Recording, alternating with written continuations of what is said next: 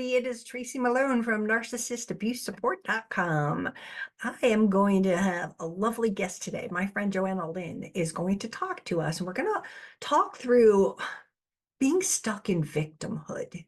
And what do we do, and why is it so important that we move past that? We cannot heal if we are living in victimhood because we're living in the past, right? Let me see if I even have this sheet here. If we are living in victimhood, right, whether we're depressed, we're sad, we're anger, we're hatred, anger, guilt, right? We want to not be living in the future either, which is anxiety, stress, overthinking, and fear, right? We're fearing in the future. We want to be living in the present, which means we need to let go of the victim story. It serves a purpose. I'm not saying just drop it right now. You'll hear that in our interview, but it is essential that we learn the tools to get out of that box because then we become the hero of our story. So let's go meet Johanna. And I think she's going to be really helpful for you guys. So this is all about healing after narcissistic abuse. So let's go welcome her now. Hi, Johanna. Hi, Tracy. Great to be here with you. I am so excited to see you again. And you are coming to us from like the most beautiful place on earth. My parents used to live there in Mexico. So why don't you tell people a little bit about yourself and then we'll get into our topic today. Absolutely. Well, I've been in the world of separation and divorce, really starting from my own perspective about, 18 years ago now, and bringing a lot of what I learned not only from that emotional, sort of raw heartbreak, but that kind of brought me into the work I do today, a systemic understanding of how any of us love the way we love and how we navigate separation. And now I get to do that full time, and sort of that painful experience in my own life really supports me well as I help others navigate through their separation and co-parenting journey. And I know there's a little intricate part of this that you also, when I first met you, were doing a lot of family constellation works, which is a deep, like core stuff to really help process this stuff. And I know it ties into a lot of the work you do. Yes, that's it. I think I love that it's so experiential because we can talk until we're blue in the face about what went wrong and how hurt we are. But until it gets into the body, until we change the way we've kind of worked with that hurt, we're kind of stuck in the muck. We just maybe are stuck in complaining or stuck in what hurts instead of moving forward. So it's the best tool I've ever found about how to propel forward and really learn from some of the things that were a part of that breakdown. Oh, absolutely. I learned so much when I did family constellation about 3 or 4 times, and it was just the most fascinating thing I'd ever seen. And it really dug in and found all the core wounds from my mother. And I'm like, whoa, that was worth it. So it was a very valuable tool. So it does help people, and I'm glad that that's in your toolbox. That's it. It reveals a lot of the unseen things. We just kind of think this is how I am or this is how my life goes. And it Mhm. really shines some light on those deeper patterns. It's You're pretty like, cool. oh, didn't see that. Oh my. So yeah. Yeah. Today, we are going to talk about the victim's journey through becoming a victim, because victims of narcissistic abuse, as they begin to unfold, most of them have not known they're with a narcissist for 20 years. They find out somewhere in the end or middle, and they're just processing it, and they need validation. They are, story barfers deluxe, where they're just like, they'll tell anybody, just get some validation. You're not going to believe what happened. Oh my God. And they're all hyper vigilant about what's coming out of their mouth. And they're confused. And, they need this validation to not, I think, grab on to victim, because they don't believe it at first, right? It's that validation of, no, this really happened. That really was that, puts them into a victim role, which many people, like, I don't want to be a victim. I'm not a victim, and they hold on to that line. But in order to heal, they have to first accept you were a victim. And, they get through that, but then they often find themselves stuck in victimhood. Mm. Right. And so let's talk about, why getting out of the victim mentality is the most important part of healing. We have to touch it. If we don't touch it, we're never going to heal, because we're not accepting what actually happened. But once we're, okay, I get it. how do we begin the journey and start to break out of this victim mentality? Mm. So, so important. And as you're explaining that, I'm brought back in time to one of my first, I think it was a VHS tape that I was learning from. That shows you how far back in time we're going.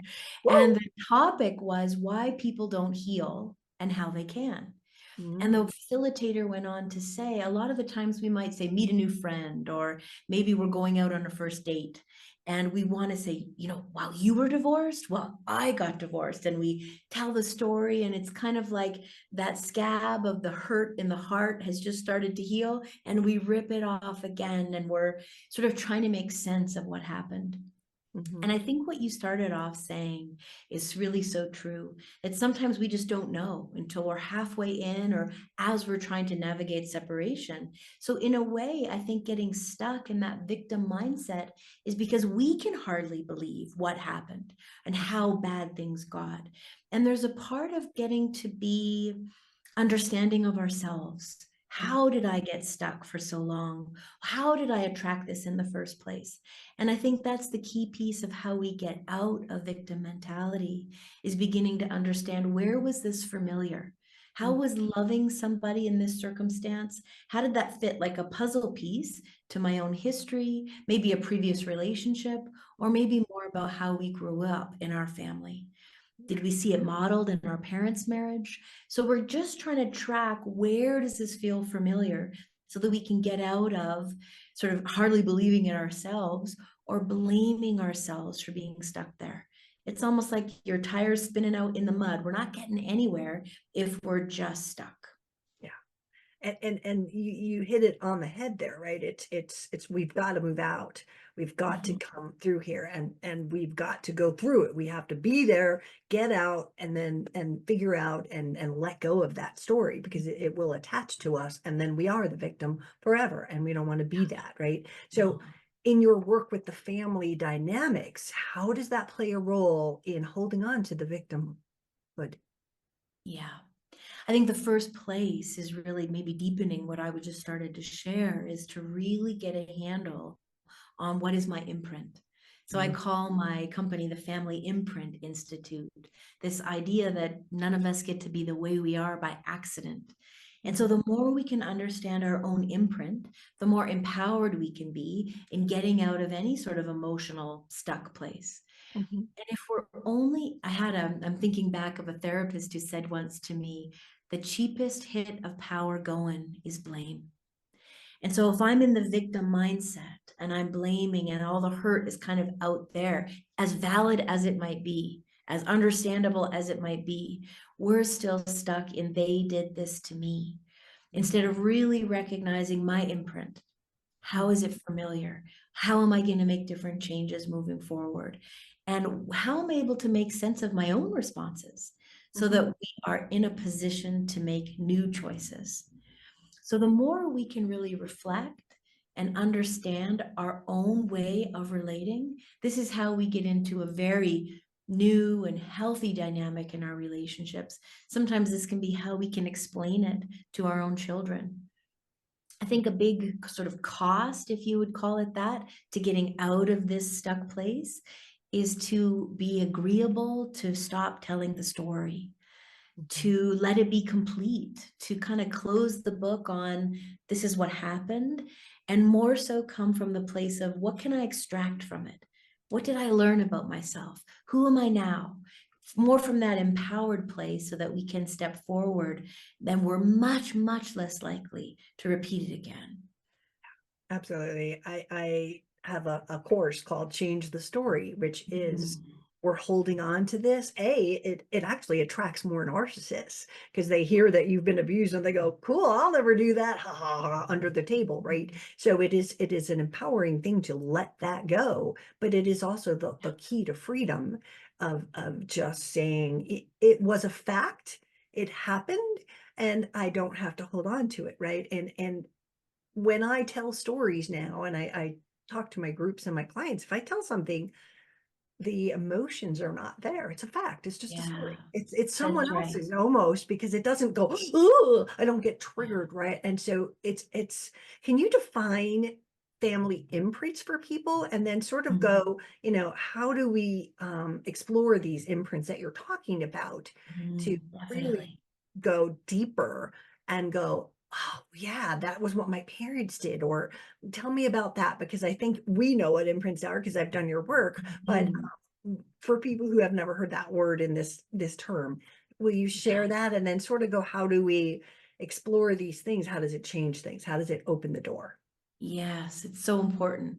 So understanding our family imprint, what I mean by that is, let's say we grew up with a dad who was very narcissistic, and we saw mom sort of, do everything she could to meet his every need, and everything became orientated around what dad wants, what dad needs, not setting dad off. All of these are just examples of what we might have grown up in.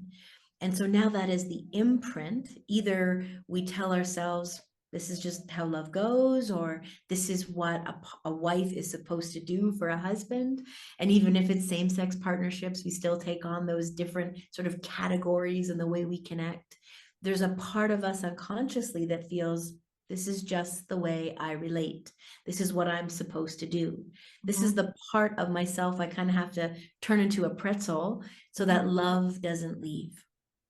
And Mhm. now we're coming from that reference point that this is just who I'm supposed to be to make sure love stays. And Mhm. this is why sometimes, as you very wisely said at the beginning, sometimes it's not till the middle, years have gone by, where we're thinking, wait a minute, this doesn't feel healthy. This doesn't feel good for me, because we're starting to look at, maybe with new eyes, this love for how does it feel in myself, not just how love used to be back in my family. Right. And so untangling from what I call the family map. This is how love goes in the family map. And we want to really be able to kind of graduate to this place where we are our own compass. Mhm. Yes, I come from the map, but I want to sort of move through life from my own compass, from my own place of how do I want love to feel, even though for mom and dad it wasn't very functional, or for what mom says about grandma, it wasn't working very well. So we want to step outside of the imprint Mhm. and make new decisions. Are there common things that people bring over as these imprints? Yeah, it's so common, in fact, we call it a merge. So a lot of the times we end up living life like a parent. So that might be a way for your listeners to sort of, oh, geez, ooh, that's where I do it. So maybe if you think, oh, yeah, my mom was really anxious, and I've got a mind that just worries and ruminates.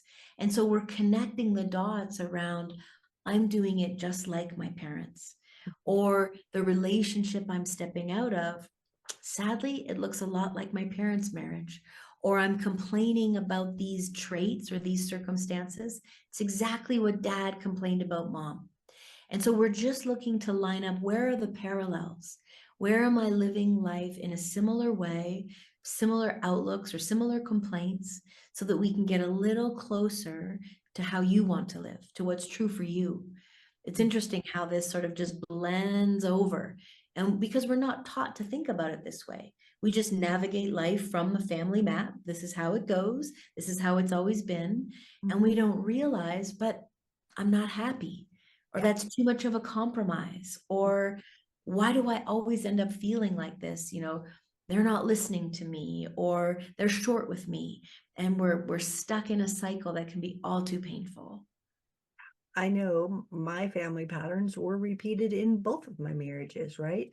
I didn't know it until I did work with you and other family constellation people. I was like, oh my God, it is true. It is exactly what it was. And, watching my narc father, Mhm. I married them. It was familiar. It was this, right? So I can look at the familiar of it, but it's really looking at how it affected like what I did. It's like, here's familiar, but Yeah. Tracy, here's why you did what you did because that's all you knew. Or that was okay because you thought couples got along like that. And Yeah. ghosting was a family vacation, right?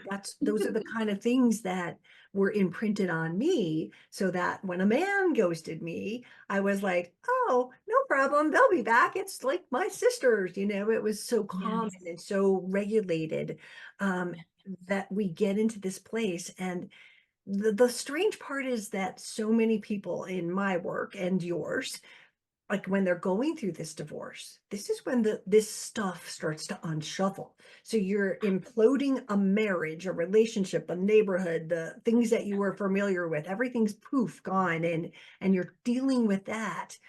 And then you're dealing with the why me, which is how I led down that path. Those, Mhm. what am I doing wrong? Why me? And I was like, I'm repeating all the patterns, right? But it took a lot of work to get there and start to dissect it. But it was all at once. Like it was like, get through the Yeah. divorce. Oh my God, let's look at your whole life and poof, you know. But the freedom after you get to this place and go, oh, catching myself, I'm doing an old pattern. I catching myself. Yes. This is what I learned from my family, and learning to just make another choice. And recognize you That's can't it. make a choice if you don't recognize that you're doing it. So that's why this work is so important. Oh, awareness is the first step.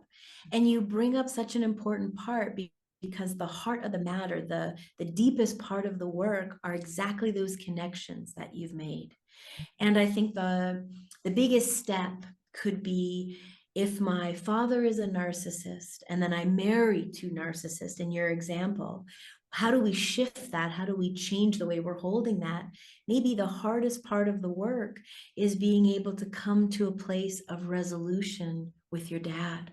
Mhm. Because this work really teaches us if we still have our heart closed to a parent, we end up bringing them in another version.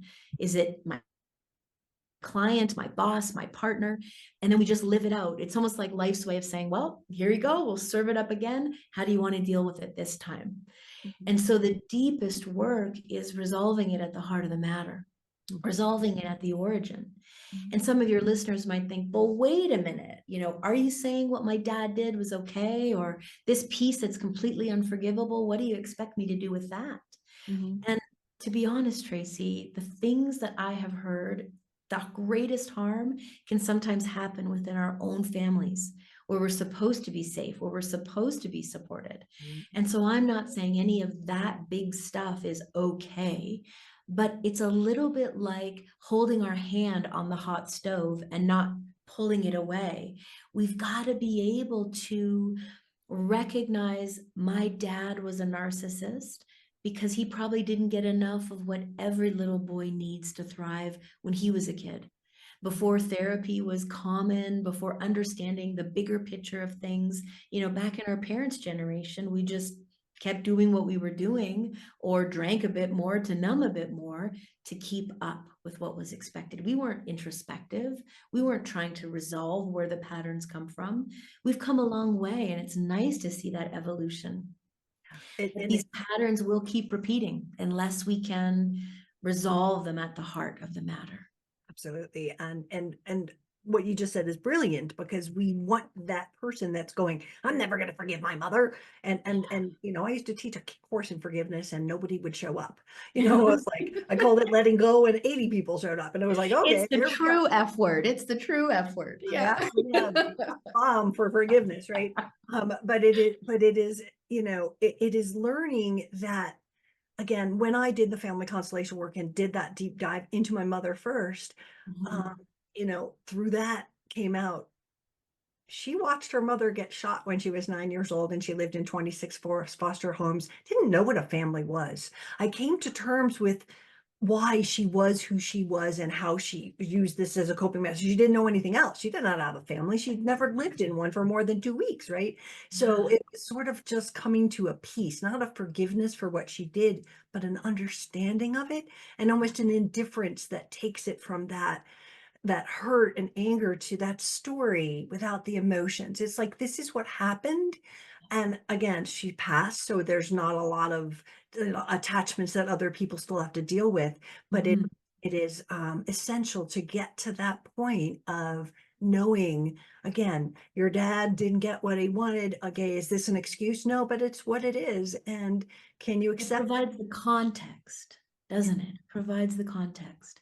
And so everything you've just said about your mom, the what rises up for me is this position of how could it have been any other way? Mhm. And Right. in a sense, no wonder you do the work you do today. There's that drive inside of you to support families, to give the resources, to guide people. And maybe neither of us would be doing this kind of very deep and intense work had we not come from the family circumstances that we did. Absolutely, absolutely. So let's talk about if we can, suggest things to someone seeking this kind of clarity and closure. Like, how do they get started? What's your guidance for, like, everything we've talked about is great, and they're going, but what do you do now? So Yeah. what does someone have to do to get to the point that we just described? Well, my first step with any new client, and this is certainly something your listeners could do at home, is really build out a 3 generation genealogram. And so, what I mean by that, it's a little bit like drawing out the family tree.